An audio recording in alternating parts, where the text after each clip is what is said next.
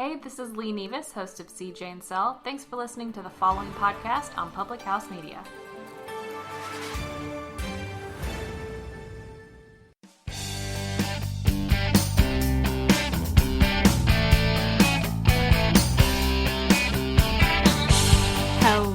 Hello. Happy whatever day it is that you are listening to this podcast. Welcome and thank you guys for joining the Confessions of a Military Spouse podcast. I am your host, Jenna. I'm a military spouse of almost 10 years. I love health and fitness. I am a mom, and I am also a registered and certified dental assistant. Again, I want to thank you guys for being here with me today. And if you find that today's episode resonates with you in any way, shape, or form, or you know someone else that could benefit from hearing today's episode, I highly encourage you guys to share it. Also, I love any and all feedback from you. So if you would like to share some feedback, please feel free to email me at confessionsofamilspouse@gmail.com. You can find me on Instagram at confessionsofamilspouse, Facebook at confessionsofamilitary or you can find me on publichousemedia.org. So real quick and totally off topic, but I sat down to record this episode tonight, and recently my daughter, who's almost 7, has gotten into perler beads. If you don't know what it is, look it up. You guys, I don't know why somebody didn't warn me about these things prior to her getting into them. I remember doing it as a kid, and I do remember it being fun, and she absolutely loves to do it. But you guys, I'm not kidding you. It is going to be the death of me. I have wasted like 30 minutes today trying to iron these things together, and for whatever reason, it's not working. But anyway, on to today's topic. So as a military spouse, and sometimes as a woman in general, I feel like we question, who are we? Who are we as a person, as an employee, as a mom, as a wife, as a friend? You know, the list goes on. And that's what I'm really here to talk about today. So let's just go ahead and jump right in.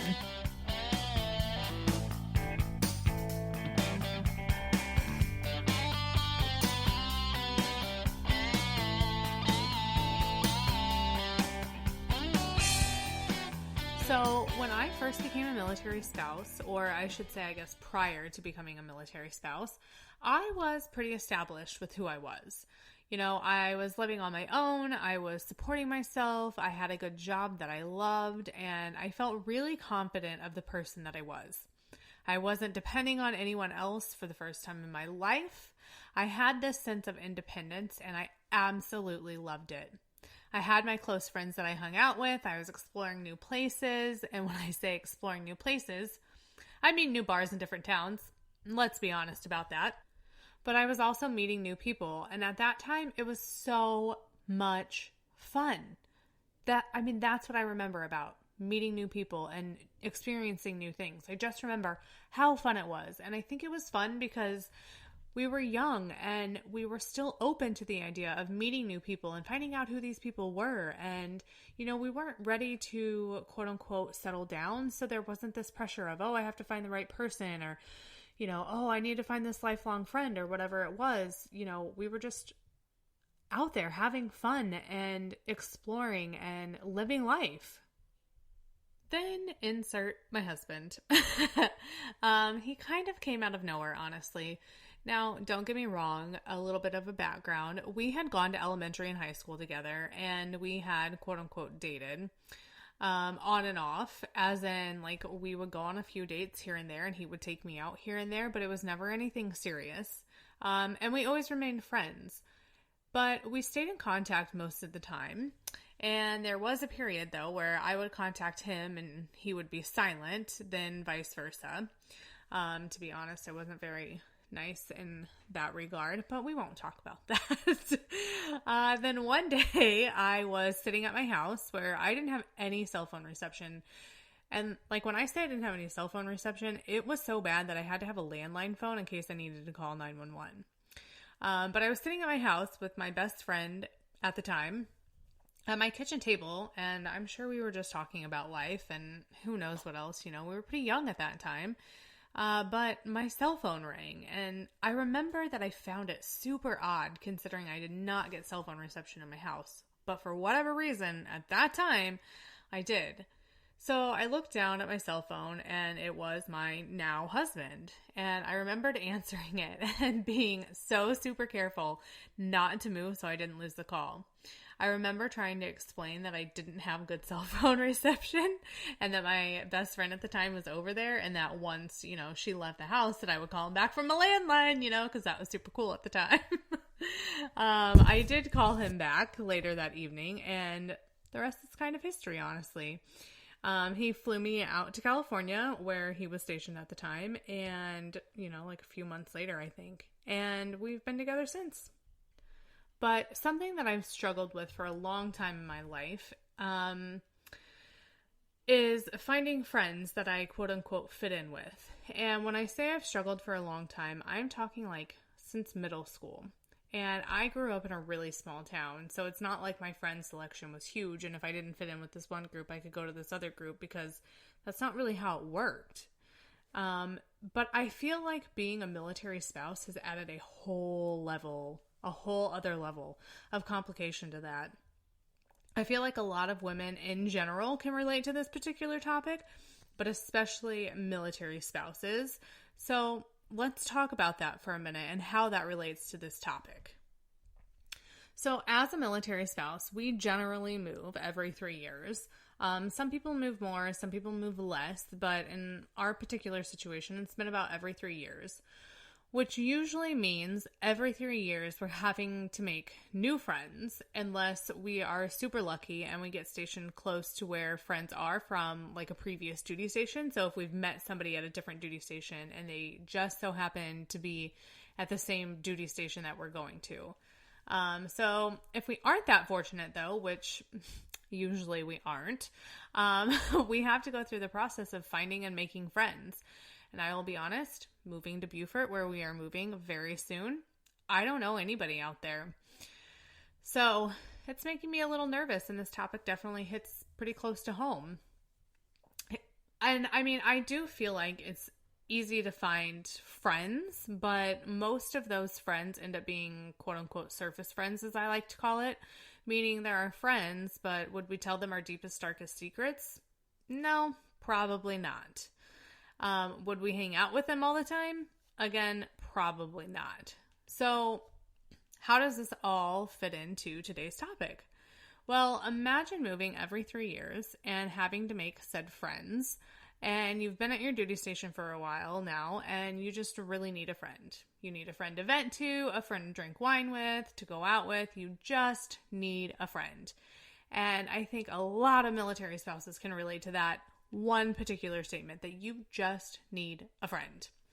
So with that being said, you don't particularly change who you are to make these friends, but you may allow particular behaviors that bother you less to have that companionship. Or maybe you hold back a bit of who you are so you can quote unquote fit in with a particular group of people, so you can have some sort of friendship to feel better about yourself with. So that right there, that want and drive to be able to fit in and to find these friends can kind of lead you to forget who you are. Then let's talk about what it's like to just be a military spouse in general. You move with your spouse every 2 to 3 years, and that right there is enough to drive you crazy. You guys, I feel like this move that is coming up is like this black cloud that is hanging over my head, and it's like this impending doom that just is really, really weighing on me. So if anything, I can relate so much to that statement that I just made, and I'm sure that tons of other spouses can too. But if you have a career outside of the home, you have to establish a place of work. And if you have a license, you most of the time have to transfer your license, which means you have to take their state test and whatever requirements that they need. And generally, that kind of stuff is not cheap. And then there's the friend aspect that we just talked about. And if you have kids, then you have to figure out daycares, schools, before and after programs, babysitters, etc. All while usually getting a house in order to be able to live in.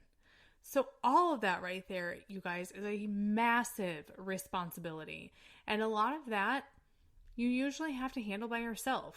Now, I'm not saying that your spouse isn't there to help you, but they usually have to handle like the military side of it. So they aren't doing as much of the legwork, as I like to call it, as far as like finding yourself a job, finding, schools for your kids or daycare or whatever. They're not doing as much of that legwork that we as spouses are doing. So let's talk about if you work either outside of the home or in the home, or even if you're a stay-at-home mom. None of those jobs are easy. If you work for someone other than yourself, you generally have a standard that you have to uphold, and you are an employee, so they have certain expectations of you at your job. Obviously, to perform your role as an employee for what you're hired to do. So there's definitely pressure from that, along with having to be a parent and a spouse and trying to be a good friend. Like, it all adds up, you guys. It piles on top of each other, and sometimes it's not always a good situation. Then, if you are a stay-at-home mom, for whatever reason, whether it's something that you want to do, you have to do for your family financially because it's best, whatever the reason is, being a stay-at-home mom, society has put all of these things on stay-at-home moms of what they should be doing. Like, you should be breastfeeding your baby. You should be going to the park with them. You should be teaching them educational things. Don't let them have too much sugar. Don't let them have too much screen time. Your house should be clean if you stay at home all day. Dinner should be on the table if you stay at home all day. You shouldn't need help if you're a stay-at-home mom. Oh, you guys, the list goes on, but seriously, my personal favorite is enjoy them while they're young. Nope, you do not have to do that. I give you permission to not enjoy every single day. I give you permission to cry, to drink wine, to yell and scream, and to not enjoy every single day. And trust me when I say I have been there. I was a stay-at-home mom for 13 months, and I'm not kidding you guys. That was one of the hardest jobs I've ever had. And I'm just not designed to do that forever. And you know what? The one thing that I learned was that's okay. And I'm here to tell you that that's okay for you too. So when you become all of these things, such as a spouse, a mom, a friend, an employee, a sister, a daughter, etc., it's really hard to let those things consume your identity. And what do I mean by that? Well, I'm talking about who you are as a person. So if someone asks you, hi, so-and-so, who are you? Like, what are you going to tell them? Have you ever sat there and thought about that? What are you going to tell someone if they ask who you are? Well, I know for me, if someone said, hey, Jenna, who are you? I'd say, well, I'm a hot mess. Just kidding, kind of. But in all honesty, I'd probably say, well, I'm a military spouse. I'm a health and fitness enthusiast. I'm a mom. I'm a dental assistant. You know, everything I say in the beginning of my podcast episodes. But when you really sit there and think about it, who are you? I'm Jenna Burt. Yes, I'm a mom, but that doesn't define me. Yes, I'm a dental assistant, but that's not all I do. Yes, I'm a spouse, but that's not all I live for. Yes, I love health and fitness, but that isn't my entire life. And that's what I'm here to tell you guys. Just because you're a military spouse doesn't mean that that has to define you. You don't have to conform to the rules of being a military spouse. And to be honest, I don't even know if there are rules. And if there are, let me just tell you, the spouses in those military spouse groups on Facebook sure as hell don't abide by them. So just because I'm a mom, does that mean that I have to stop doing things for myself? Absolutely not. One thing that I've actually learned about being a mom is that if I continue to do those things for myself that I enjoy, I can be a better mom and I can be a better spouse. Am I a bad mom for going to get my hair done once every 6 to 8 weeks? I know it's been a lot longer right now, but while my kid is in daycare or school or whatever, nope, I'm definitely not. And neither are you. What about if I want to go out once a month for a girls' night? Does that make me a bad mom? What about my friends? Does it make them bad moms? Is my kid being provided for? If the answer is yes, then of course you're not a bad mom. And it is imperative as women that we do things for ourselves and we don't let anyone tell us that we can't.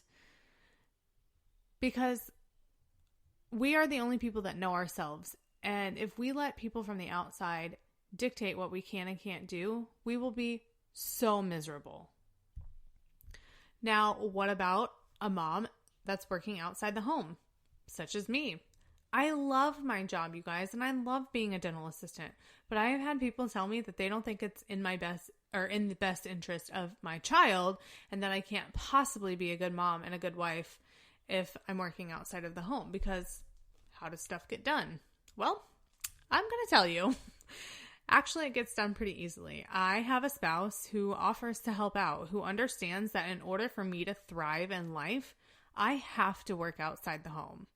I also have a spouse who understands that I love my job and I love working with patients, and I feel so fulfilled when I work outside of the home. So he offers to chip in with whatever he can to make that happen. Whether it's bath time with our daughters so I can do the dishes from dinner, or it's letting her read to him so I can fold the laundry, or if it's helping fold and put the laundry away so I can record a podcast episode and then we can both sit down and enjoy time with our daughter. He does whatever he can to make sure that what needs to get done is done so I can continue to do something that I love, and overall, it makes everyone a lot happier. And that's one thing that I find so true and so hilarious, is the saying, if mama's not happy, ain't nobody happy. And I always thought that was so crazy. And I was like, what does that even mean? Like, what? I never understood it. And now I totally get it. And all of this also goes for the health and fitness aspect of my life. You guys, I get up every morning at 5 a.m. to work out. Do I like getting up that early? Nope. You can ask anybody in my family. You can ask my husband. You can probably even ask my daughter. And you can definitely ask my mom. I do not like getting up early. But I love the way that I feel about myself when I do it. So that's why I continue to do it. That's why I drink my pre-workout. That's why I push play. That's why I sweat my ass off in the morning before anybody else gets up so I can have that me time. I sacrifice some of my sleep to make myself a priority. Sure. But I do it, and I show my daughter that it's okay to do so too. It's the same in any and all aspects of your life as well. It's okay to do things for yourself, and you should never feel bad about it. Being a military spouse is not easy. Plain and simple. It's challenging, it's a struggle, and there are so many pulls in different directions of what you should or should not be doing that it is literally so easy to get caught up in it all and forget who you are. I'm guilty of it myself. One thing that I want to do so badly is to go back to school. I want to further my education, and I want to do it for me. However, a lot of times I find myself saying, oh, well, I can't go back to school because we move every 3 years and I don't have any general education out of the way. So depending on what I want to go back to school for, I would have to start somewhere and finish somewhere else. And I find myself making a lot of excuses and blaming a lot of things other than myself and why I couldn't do what I wanted to do. Yeah, of course, we move every 3 years. And yes, I probably would have to start in one place and finish in another. And yes, it would be super hard to do it. But is it impossible? No, it's not. And that's what I keep trying to tell myself, that just because I have this life and I don't necessarily always have control over a lot of things in it, and I know you military spouses will relate to that, there's a lot of things I do have control over, and my happiness and things that I achieve in my life are some of them. So instead of focusing on what you don't have because of this military life, we have to focus on what we do have and what we can accomplish. And we have to know that just because we're military spouses doesn't mean we have to put our life on hold. So I want to leave you guys with this. I know firsthand how hard life can be as a military spouse, but I want you to know that even though you hold all of these different titles and even though you wear all of these different hats, you're still a person and you're still an individual and you still matter. You as a person, you as an individual, you still matter. It doesn't matter what society or the mom down the street or anyone else says. Do what makes you happy and go after your dreams. Yeah, it may take you longer to get there than what it would if you weren't a military spouse. But as the saying goes, the time's going to pass anyway. So why not use that time to do something that you love and that you want for yourself? It's so easy to lose yourself as a military spouse, but I promise that you still matter, and you should make a conscious effort every day to remind yourself of that so you never forget who you are. Thank you so much for being here with me today. I hope that you guys enjoyed today's episode. It really spoke to me, and it was something that I feel really, really strongly about because I've been in the position of losing myself, and I think it's so easy for military spouses to fall into. So I just want you guys to know that you matter. Even though you have all of these other things going on in your life, don't forget who you are.